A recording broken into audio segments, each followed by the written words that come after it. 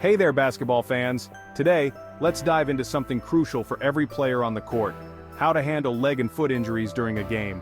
It's essential to know this, whether you're a weekend warrior or playing in the big leagues. First off, let's talk about sprained ankles. This is one of the most common injuries in basketball. If you twist your ankle, the first thing you should do is get off your feet. Rest, ice, compression, and elevation, known as the Rice method, are your best friends here.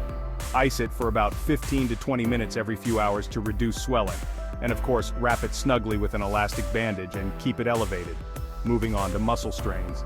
These can happen when you overstretch or pull a muscle in your legs. The symptoms: pain, swelling, and sometimes bruising.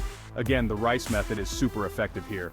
Rest the muscle, ice the area, compress it gently, and elevate your leg.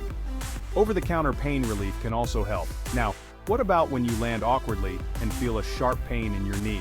This could be a sign of a ligament injury. The best immediate action is to stop playing and use the Rice method. If the pain persists or if there's significant swelling, you'll want to see a doctor. Sometimes ligament injuries can be serious and might require more than just rest. Stress fractures are another concern, especially in the feet. These tiny cracks in the bones can develop over time due to repetitive stress. If you notice persistent pain in your foot that gets worse with activity, it could be a stress fracture. Rest is crucial here, and you might need to use crutches or a protective boot. Always consult a healthcare professional to get a proper diagnosis. Lastly, let's not forget about blisters. They might seem minor, but they can really mess up your game. The best way to handle blisters is to keep the area clean and dry. Use blister pads or moleskin to protect the area while it heals. And remember, prevention is key. Always wear well-fitted shoes and moisture-wicking socks.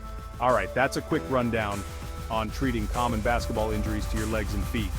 Remember, taking care of these injuries properly can make all the difference in your recovery time. Stay safe out there and keep those ankles taped. Thanks for watching, and don't forget to like, subscribe, and hit the bell icon for more basketball tips and tricks. Catch you next time.